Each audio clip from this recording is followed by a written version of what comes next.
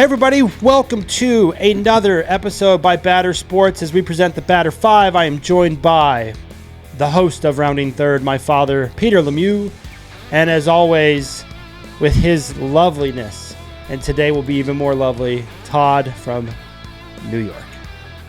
Yep. So joyful as Todd. A couple records happened this week on the Badder 5. First off, we have to give it to the Colorado Rockies. They're back. And when they come back, man, do they make an entrance. The Rockies played the Blue Jays in a series that was written about by all major media outlets because they lost, they were swept, and outscored 45-6 in a 3-game set. And I attribute this to the fact that they were home, so they had to pitch in the 9th inning. They were 0-6. They were perfect. They were minus 52. They lost to the Diamondbacks as well. The Rockies are back. They're a terrible team. Their ERA is now up to a 6.09 team ERA, a 6.09, which is fantastic.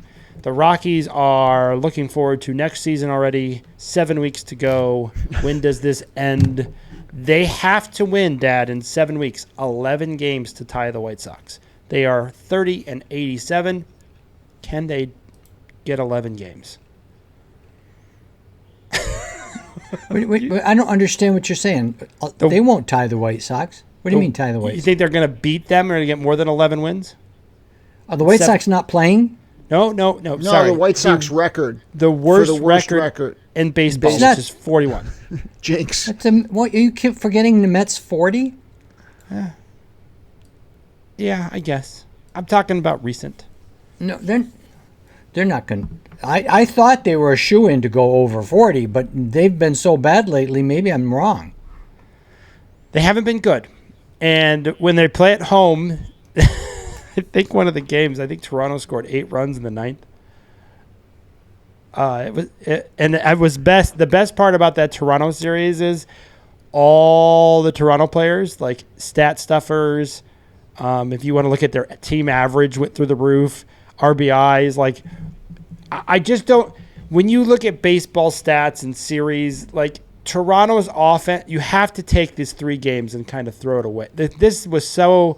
It's not realistic. It's not their stats, their numbers, all of it for Toronto. I mean, come on, 45 runs in 3 games. This is not realistic. They were playing T-ball. I don't even know what to say. I don't think it's fair for Major League Baseball to count games against the Rockies anymore.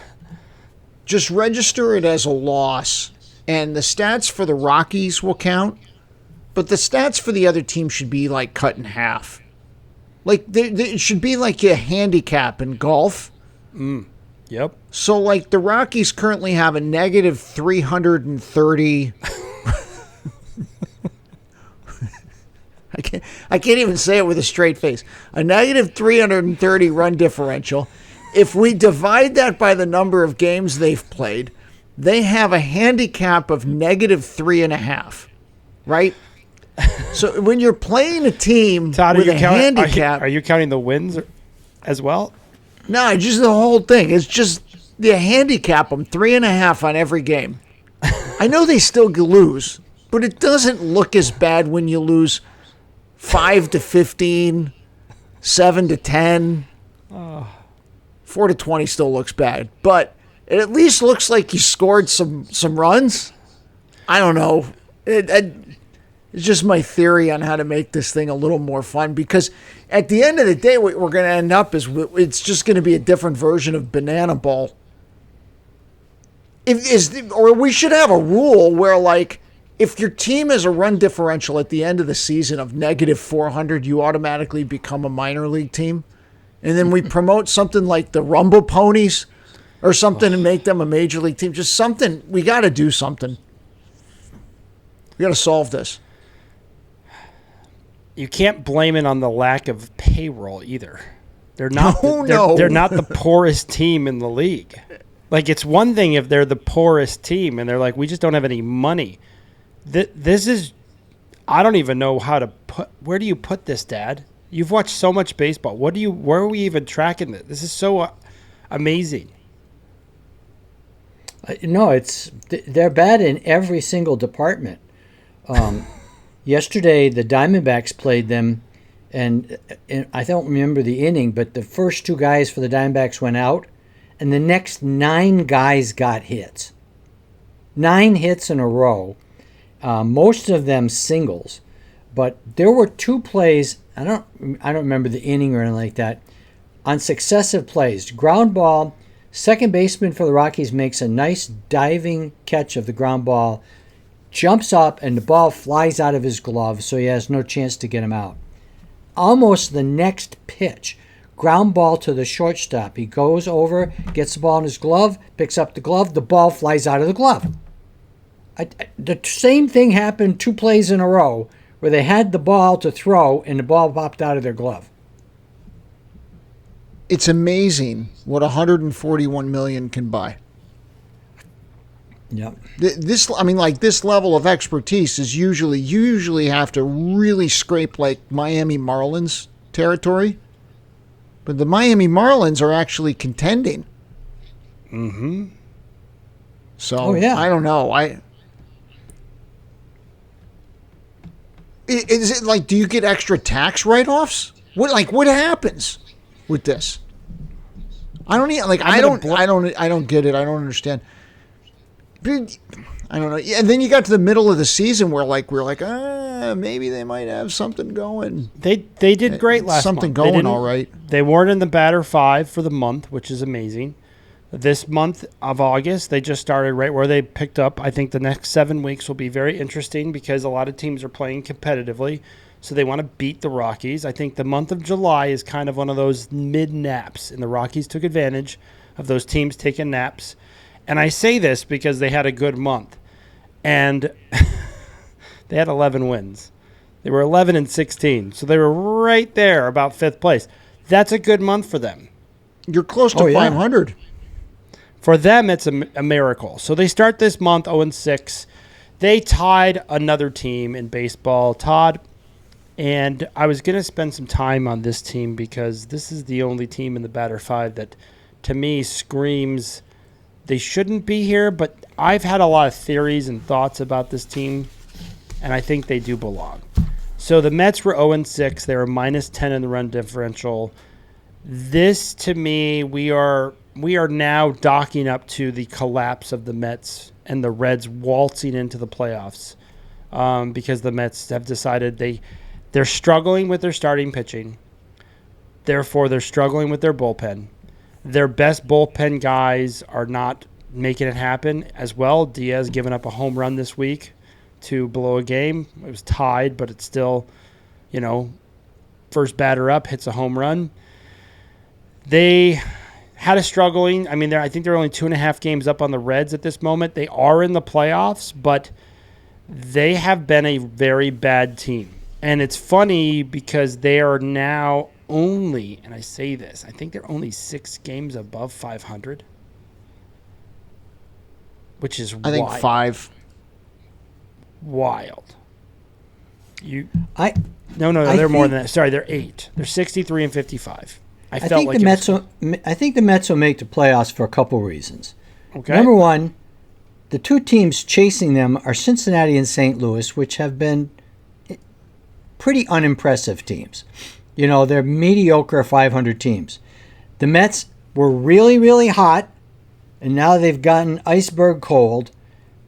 Those swings go this way. They're not going to stay this cold forever. They're too good. When they get winning again, for example, if they go out and win 6 out of 10, they'll open the gap even further than the 2 games because I don't think either St. Louis or Cincinnati can get on a winning streak. So I mean, they could blow it for sure. They're trying to, but I see them. But so they're in the playoffs. They got to start with a 3-game series just to get into the real playoffs. They're not in a good position.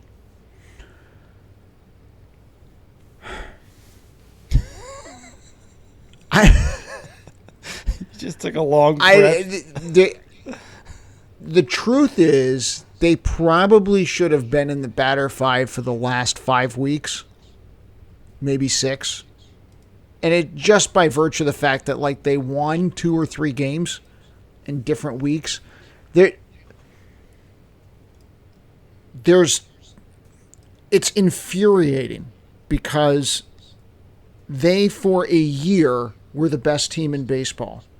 The problem was the year straddled 2 seasons. Right. The beginning of last year, they were horrid. And now all of a sudden, as soon as the year was up from when they started getting good, they turned horrid again. There's nothing. All right, Alonso hit a home run to tie Darryl Strawberry for the team record for most home runs. I don't know what, like, there's nothing else that I'm sitting here going, this looks really good. This super pen that they have assembled, guys are giving up runs that never give up runs. Yep. Diaz yesterday gave up his first home run since April to lose the game. It makes zero sense. Either people have picked up on them tipping pitches, or their hitting is also like like Nimmo and Lindor are watching pitches go down the middle and not swinging. They're not swinging. Soto can only hit the ball when the bases are empty. He probably should be leading off. That would make things happen. Alonso will come through occasionally, but they look awful. I don't know why they traded for Cedric Mullins, who has zero arm and, as far as I can tell, no offense. So I don't know what we're doing. Is Stearns good? Are we really that desperate? Is Ryan Stanek, who was dominant in the bullpen, suddenly has become BP for really fast pitches? And there's no movement on his fastball. Even Halsey was a great closer in St. Louis, and he comes in and can't do anything. Nothing. Yeah, and you'd think between Rogers, Halsey, and Diaz, you've locked up the 7th, 8th, and 9th inning. You can't do it. You can't do it right now. It's bad. Yesterday was really bad because they were ahead 5-0, 5-1, and then they'll lose in a home run, and it's just. And Milwaukee fans are now, I hate them. They're horrible. Their whole stadium leaks when it rains. They have nothing to offer humanity, and it's a desolate wasteland. So, I don't know. It's really amazing how this happens in baseball. When you're going bad, everybody's bad. You can't hit with men on base. Your pitchers can't get people out in the clutch. It's just everything goes bad. The opposite is, take a look at Milwaukee. When something needs to happen, it happens. Whether it's good pitching in the clutch, good hitting in the clutch, they can't do anything wrong. They just throw their gloves out in the field and they win the game. Yeah. Right now. Right now they're the hottest team in baseball. We'll see how it looks in 8 weeks, but right now they're hot. Yep. That's an understatement. I got nothing to say. I can't even get angry about it now because I'm just numb. I'm numb. So the Brewers, I'm going to get to the Mets in a second, but the Brewers, who the Mets played, do you guys want to guess the last time they had a losing week? Not a 3-3. I'm talking about a 2-4 week for the Brewers. 2022. Feels like what, that. 7 weeks or something? Back in the second week of May. Wow. They were 2-4 with a -10. They've gone 3-3, 6-0, 3-3, 4-3, 4-1, 4-2, 3-3 in the last 4 weeks. Listen to this: 6-0, 6-3, 5-1, 6-0. The last 4 weeks, they have 4 losses in 4 weeks of baseball. Wow. And that is crazy numbers.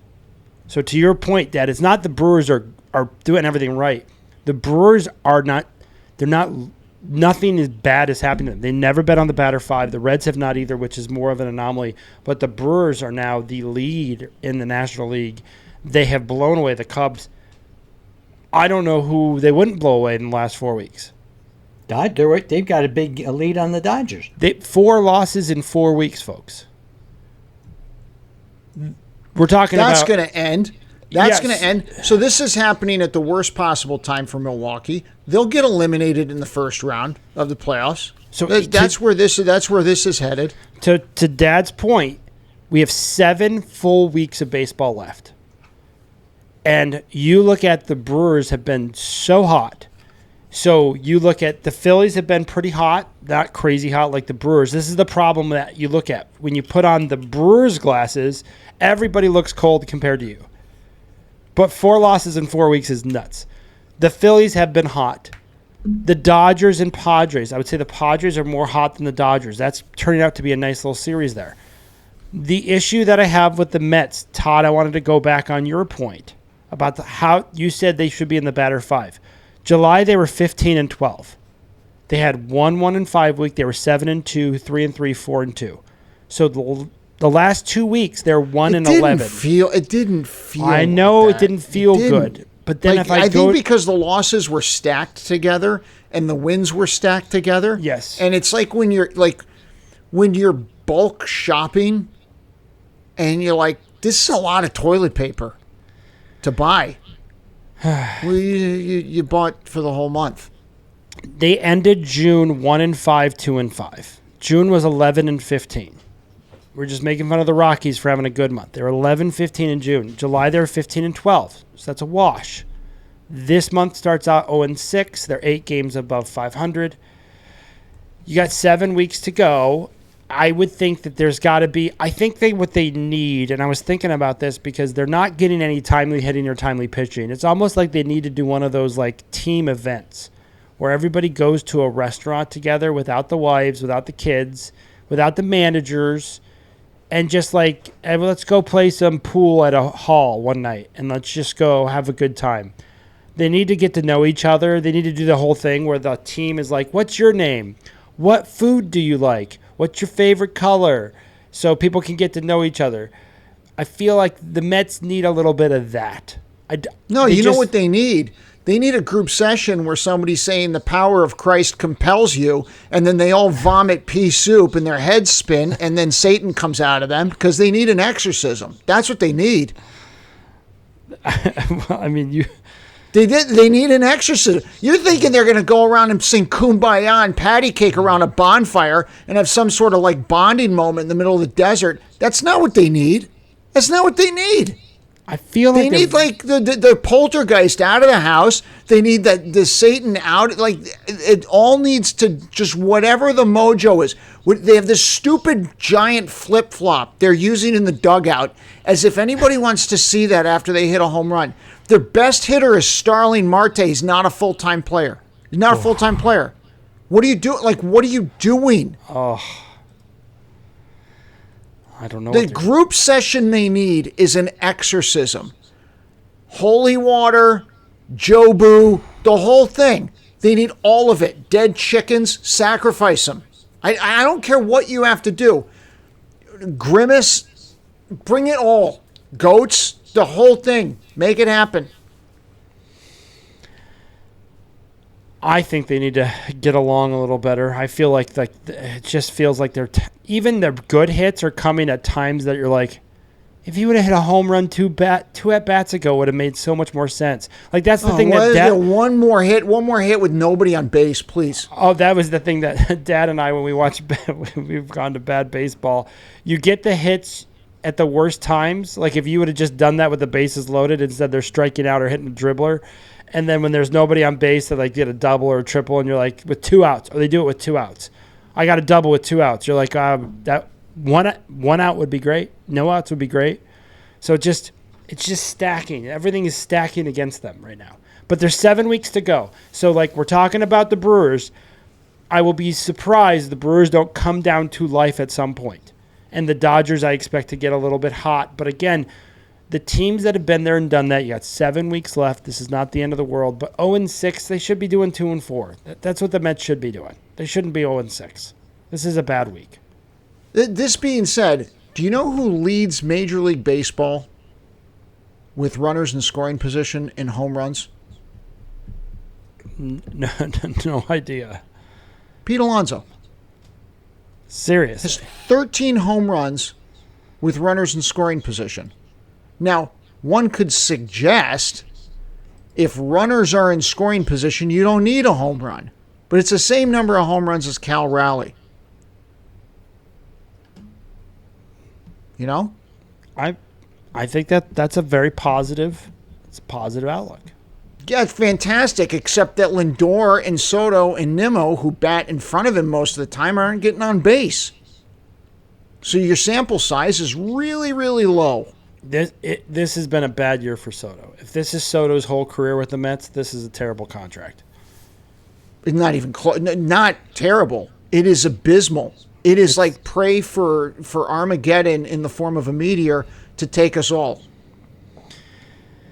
So that's the team I know we were going to talk about quite a bit. They were number 2. They finished second before, but the Mets are on the list because they went perfect. Now we get to some teams that I really don't want to spend a lot of time on, but they are what they are. The White Sox regained the list. They're a bad team. They were 1-5 with a -13. They lost to, they just had a weak week. I didn't really pay much attention. The White Sox are meant to be here. They're in their last of the division. The Rockies and White Sox are battling it out, making sure that they get the worst of the American League and the worst of the National League. The team that I'm going to jump to right away, because there's no comment for the White Sox, is the Marlins. The Marlins have been one of the hottest teams in the NL East, and this week they got I don't know how else to put it, but the Braves just slapped them around. They lost 4 out of 5 to the Braves, and the Braves are doing so bad. And I was thinking about this because they rolled out the first female umpire in the Braves series, and that got more news than the Braves. And I was thinking, well, to be honest, it's not really hard. That's my point. We're in August, and when was the last time the Braves have been so bad that they roll out? Like, you would expect this to be at an A's Tampa game or an A's White Sox series. So that was a story. But, they lost to the Astros. They lost to the Braves.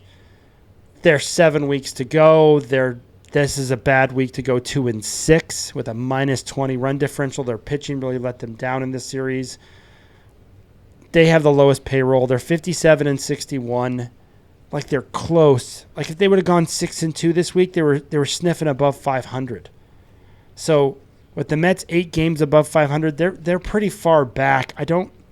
7 weeks is a tall task for them to be able to do something. I don't know what either of you think about Miami, if this just kind of killed them. They are the 4th best team on batting average with runners in scoring position in baseball. Batting 278 with runners in scoring position. God, how with good an would OPS of 785. How good? What is the Mets? How good would the Mets be if they did that? The Mets are the 3rd worst team with runners in scoring position, batting 233. Do you know who is one ahead of the Mets? The Rockies. Oh, the Rockies are ahead of the Mets in a category. Let's give it up to the Rockies. With runners in scoring position, you want the Rockies batting, not the Mets. The only teams worse than the Mets are the Mariners at 227 and the White Sox at 222. And the Mariners have been on fire. This cannot continue. It is statistically impossible for the Marlins to be that good situationally and the Mets to be that bad. But that's where we stand on the season. And there's not a lot of season left. This is a long. That's the Marlins have. Whew. Dad, what do you think about the Marlins? You think this is cement shoes for them? Marlins are seeking their level. They overperformed for a long time. The statistic that's scratching my head: how bad the Mariners are with men on base, and they are almost caught up to Houston for first place. Yep. You want to know what's wacky? After the All-Star break, the Mariners have the worst batting average in baseball. Which maybe batting average doesn't mean anything. You know? The Mariners were 5-0 this week. They're 5-0. They have worst batting average in baseball since the All-Star break. Since the All-Star break, let's look at the Mariners. You got my brain winding up. So they were 5-5, 5-2, and 5-0. So 15-7. The OPS is 681. Somebody's pitching. This is well. all since the All-Star break. Somebody's pitching really well. Or they faced the wonderful Rangers, which they did. Oh, you know what they do have? They have the most stolen bases since the All-Star break. Mm-hmm. So, and a healthy amount of home runs. Yeah. So the Marlins, we're putting some cement shoes on them. I know they're 6 games behind the Mets. It's a lot. It's a lot. Well, the Mets have dropped 6 games, so who knows? This was a bad week to go 2-6. The Mets went 0-6. They went 2-6, and to lose 4 out of 5 to the Braves was just brutal. You got to that doesn't do a lot for your streak. You got to eat on the Braves. All right, 5th place again. Another team, been there, done that, doing it all the time. The Baltimore Orioles. They were 2-4 with a -19 run differential. There were a lot of teams with 2 wins this week. There were a lot of teams with 2 wins, not a lot of teams with the 1 wins that we saw. So the Marlins had 2 wins, but they had 6 losses, which put them here. The Baltimore Orioles tied a lot of folks 2-4. Their run differential was really bad. They're really waiting for next year. 53-65 is their record. They are just done with the year. If I look at teams with 2 wins this week, and I just look at, the run differential is a big deal. The Yankees had 2 wins. They were 2-4. The Rays, again, continue to struggle. Kansas City, after buying some players, went 2-4. Rangers and Angels both went 2-4 this week. The Cubbies went 2-4. And that was your array of teams that all had 2 wins, and the Cubbies continue to fall further away in the National League. So when I look at the National League, we were like a week ago, we were like, the Mets-Phillies is going to be a great race. The Cubs-Brewers are going to be a great race. Those races are 6-game spreads right now. In 1 week.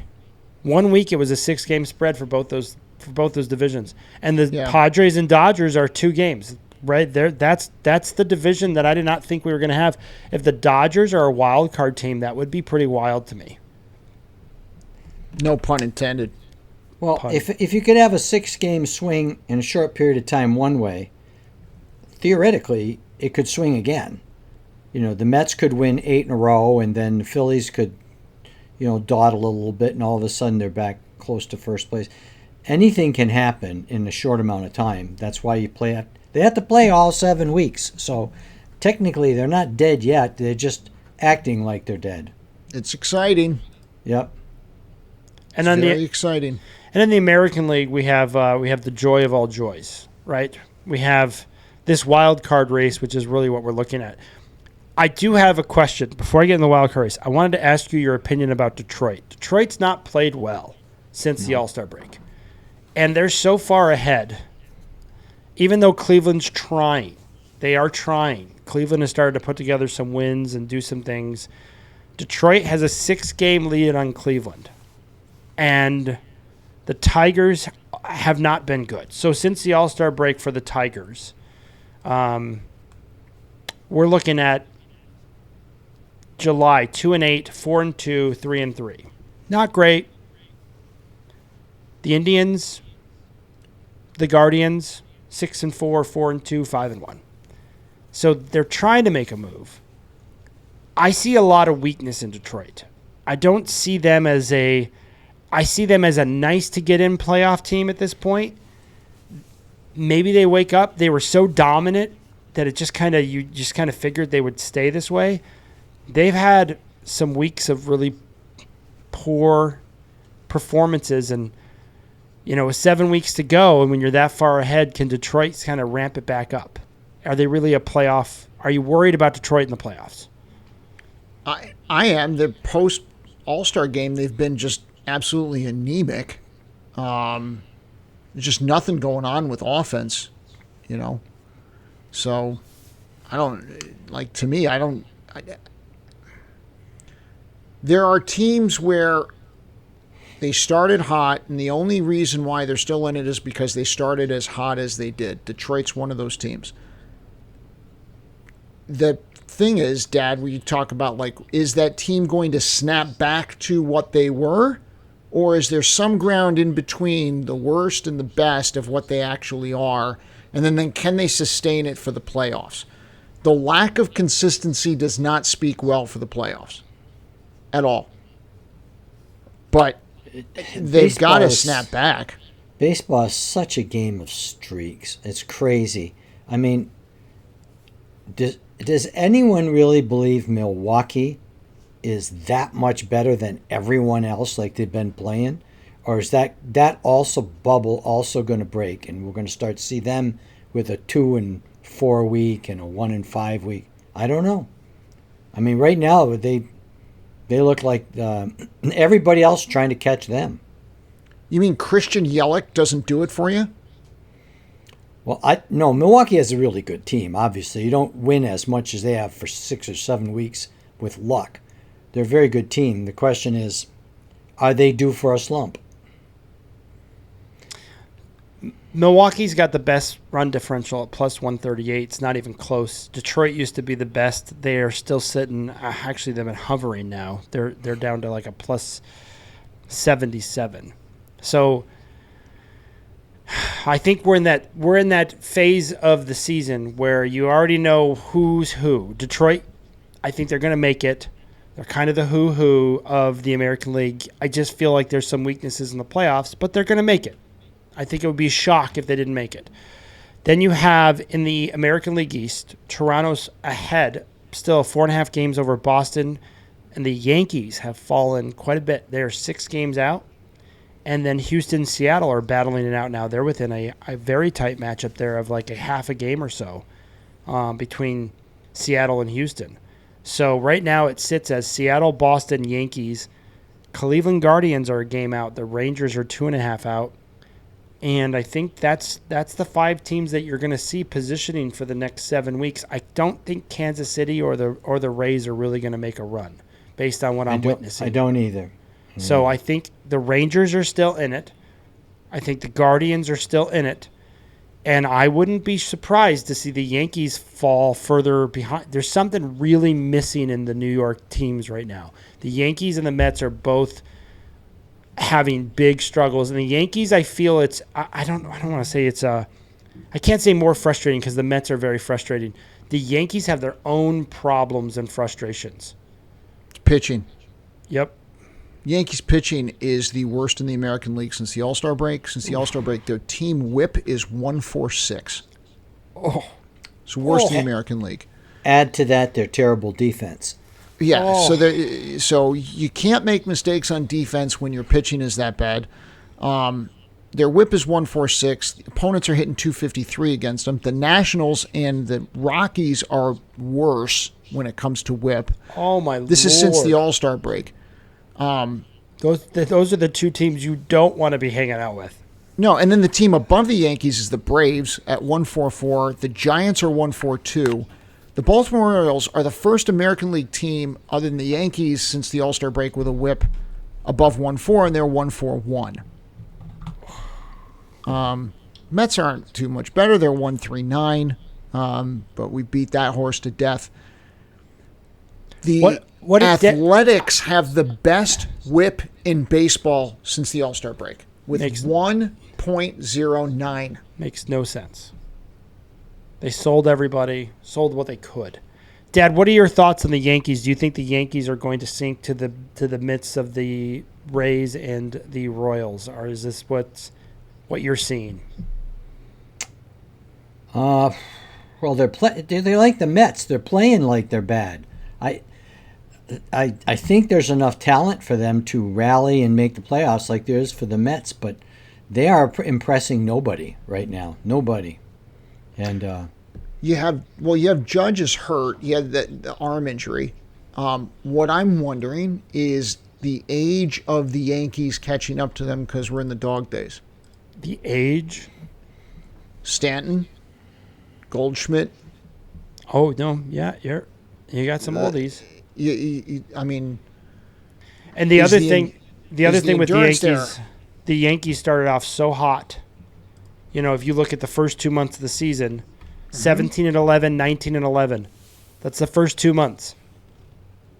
So you talk about compounding interest. You talk about all these wonderful things that we talk about. The Yankees they got 7 weeks to go, and I feel like they're fixing the car while they're driving it. You know what I mean? They're just like, oh, if we can just get this across the finish line. But they have fallen so far that they are now, if you're the Guardians, you're right there. If you're the Rangers, I mean, geez, you just got to hop over the Yankees, and you're feeling pretty good.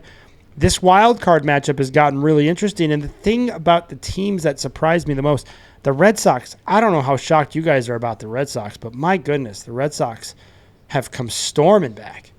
Well, I thought they would be good. I don't know if I called them to win the division. I think I picked the Yankees to win the division and the Red Sox to get in on a wild card, I think. The Blue Jays, I think, are the ones that surprised me the most. I'm going to say this. The Athletics are 5 games behind the Rays. Wow. Like, we talked about how good the Rays were playing. The Athletics are 5 games behind the Rays. And that's a poverty franchise playing in a poverty stadium. Some of y'all have some splaining to do. Athletics are doing what they always do. They've loaded up with good young players. And getting ready for the move. As soon as one of them really gets really good, they'll trade him and get more good young players. Now, once they move to Vegas, they're going to be the real deal. They're looking to go into Vegas like the Knights and just start to make the playoffs and make a push. It's not in their DNA, but we'll see. Hey, when you go to Vegas, you gamble big, Dad. So the Houston Astros, Seattle Mariners, Texas Rangers, do we even give Texas a shot, or is Texas really just the mayonnaise of this division? Texas is on smelling salt. They just can't afford many more losses. They just, they're in sight of the playoffs. Yep. But they've got to start winning some games because they're not in the playoffs right now. So past Cleveland. Past Cleveland. It'll be tough. I think they can get past Seattle too. Like, Seattle can't have the stats they have on the offensive side of the ball, and these wins Seattle has are not right. They're my team for next week. Seattle. Seattle put a lot down on Eugenio Suarez, who is as hot and cold as any batter you've ever seen. Since he showed up in Seattle, he's been ice cold. Striking out. I don't think he's hit a single homer yet. However, that can turn around like tomorrow, and all of a sudden they're going to start scoring runs because he'll be on one of these 5 to 10 game streaks where you can't get him out. I don't expect him to be ice cold the rest of the year, but that's the way he plays. He's horrible. Horrible, and then all of a sudden, 2 home runs, 3 home runs, so it's coming. I think the teams that are used to going to the playoffs in the month of July, in the end of June, July, August, they're still figuring what they want to do, and then you're going to see those teams start to really run to the finish line. So one thing that I'm noticing right now is the Brewers have started sprinting very soon. The Mariners are similar to that, to Todd's point. They're sprinting early, and the Brewers have been super hot. But with this many weeks to go and this marathon of a season, you want to pace yourself. And I feel the teams that have been there and done that are more like, hey, we know this was what it is. We need to just hit our stride here. So going into this week, the second week of August, as we have only a lovely, lovely 3 weeks left. Todd, you already told us the batter 5. You got the Mariners coming in the batter 5 for next week. Who are the Mariners playing? Playing the Orioles and the Mets, 2 teams but they're traveling to the East Coast. So they're traveling to the East Coast. They're going to play the Orioles and the Mets. I don't believe the Mariners are as good as their record is right now. and I don't believe the Mets are as bad as they've been playing. If the Mets go through the next week and end up on this thing again, they're out. It's done. Just mentally. Who do they play besides the Mariners? I think they play the Braves. Yes, they play the Braves. Yeah, they do play the Braves. Playing the Braves and the Mariners. I would agree. If they're on the batter 5 playing the Braves and the Mariners, that is a bad place to be. Yeah. Dad, who do you think is going to be on the batter 5? You got the Seattle Mariners? Same team I've been picking for like 3-4 weeks, and I keep missing, but I'm waiting for the Cincinnati Reds to be in the batter 5. Not happening. So I picked Toronto. Wait, I want to see who the Reds are playing here. All right, yeah, go. Hold on. They're so close. They're playing the Phillies to start.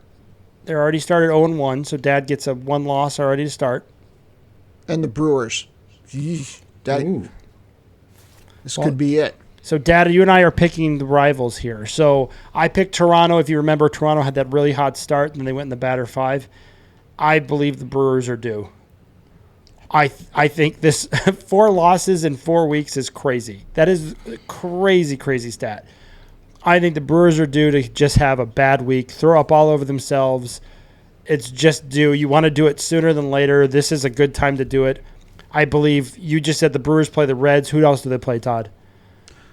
I was just fascinated by the fact that on Wednesday night, the Reds have a post-game concert, compliments of the Ohio Lottery, featuring the group Train. Oh, I remember that group. So do the Reds. I'm picking the Brewers. The Brewers are playing the Pirates.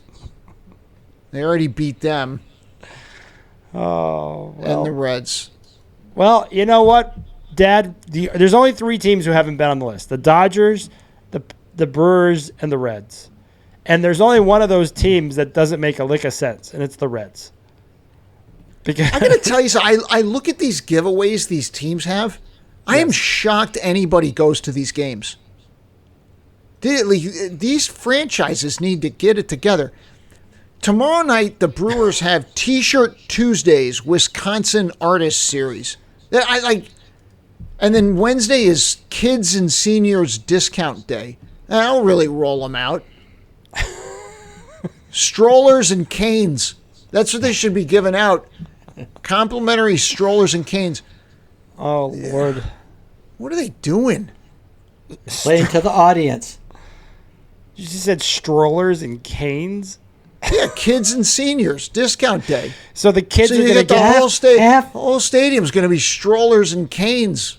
Half of Arizona's in Wisconsin right now, so they got to get those guys to the games. So the seniors are going to have the strollers to use as walkers, and the kids are going to run around with canes beating the old guys. Basically. You see how kids are rolling on these days. Well, it's bound to happen. I would think that we're not going to go a whole year and the Dodgers, Brewers, and Reds won't be on it. So Dad will continuously pick the Reds.